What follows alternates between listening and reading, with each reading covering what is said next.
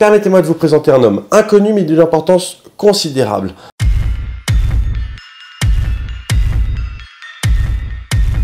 Alors oui, je suis anti-vax depuis 10 ans maintenant.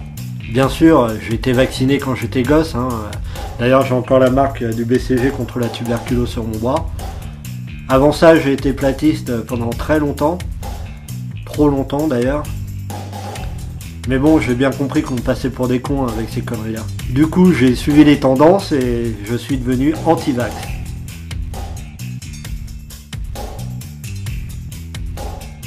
Ah non, non, pas du tout. Bon, admettons, demain, on vaccine personne. Vous doutez bien qu'il y a beaucoup plus de pognon à se faire en soignant des millions de malades plutôt qu'en empêchant directement l'épidémie, non? Au passage, les vaccins obligatoires représentent même pas 15% du chiffre d'affaires de Sanofi. Et entre nous, c'est normal qu'ils soient payés pour leur boulot, non?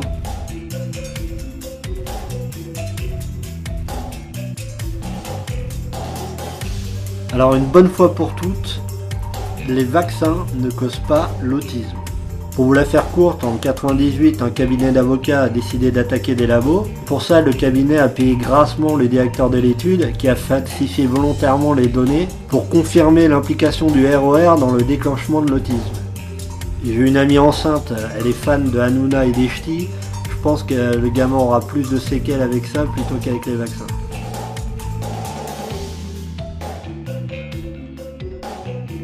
Alors cette théorie, elle me plaît beaucoup.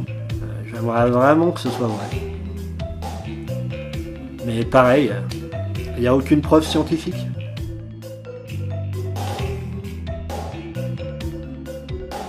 Ah oui, mais il y en a aussi dans l'eau, dans la bouffe, dans le fond de teint des moches. Donc bon, bullshit again. Encore une fois, c'est des chercheurs qui espèrent trouver une causalité entre l'alu et des lésions musculaires. Mais rien.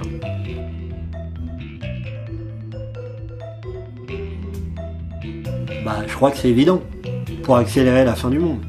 Regardez, on dégomme les océans à vitesse grand V, entre les baleines remplies de plastique, les saumons irradiés de Fukushima, les véganes, ils n'auront plus de quinoa transgénique à bouffer d'ici 5 ans. Les sols aussi sont défoncés, il n'y a plus rien qui pousse sans engrais chimiques. Ça fait 15 piges que j'ai pas croisé un putain de ver de terre dans un jardin. Les oiseaux et les insectes, c'est pareil, quand j'étais gamin, on était envahis de saloperies pendant les barbecues l'été, et là, il n'y a plus rien. Bon, en même temps, c'est pas plus mal, au moins on peut bouffer tranquille. Mais heureusement que j'habite pas loin d'une forêt pour me rappeler qu'il y a des bestioles qui volent, c'est dramatique. La semaine dernière en France, on a eu un petit séisme près d'une centrale nucléaire pas aux normes. Les gouvernements nous pissent à la gueule tous les jours. Les ultra-riches s'empivent sur notre dos. Les gens sont cons comme des chèvres. 85% de la population mondiale pense qu'une entité divine est à la base de tout. Et même après 1000 ans de guerre de religion, ils se foutent encore sur la gueule pour montrer qui c'est qui a la plus grosse. On chie encore dans l'eau potable, bordel, dans l'eau potable. Désolé, je m'énerve, mais là... Donc moi aussi, j'ai envie de participer à la fin du monde. À mon petit niveau, j'ai pas la prétention d'un Staline ou d'un Mao, je veux rester dans l'artisanal. Et c'est pourquoi j'ai décidé de ne plus me vacciner. Le jour où je chope le typhus, je vais m'arranger pour infecter un maximum de trous du cul possible avant de canner. Et s'il m'arrive d'avoir des gosses un jour, croyez-moi bien que le médecin qui s'approche d'eux avec des aiguilles, il se prend une séance d'acupuncture obligatoire, pas piquer des hannetons.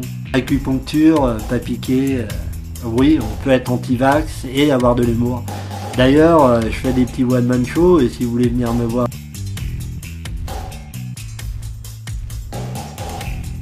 Ah bah c'est sûr, c'est pas les abrutis qui manquent. Mais moi, perso, j'essaie de me faire discret. Depuis qu'une famille a réintroduit la rougeole au Costa Rica, on a un petit peu wanted. Je salue l'initiative, mais c'est dommage, ils ont été mauvais sur les finitions, quoi. Voilà, je crois que j'ai dit tout ce que j'avais à dire sur le sujet. Salut les potes.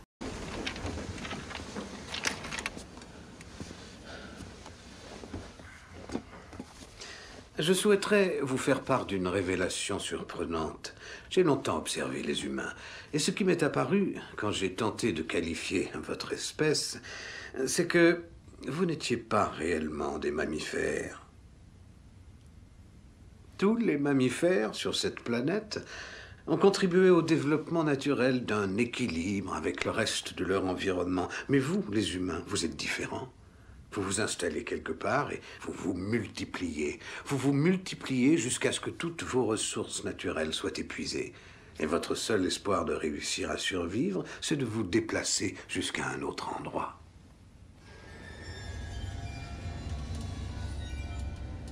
Il y a d'autres organismes sur cette planète qui ont adopté cette méthode.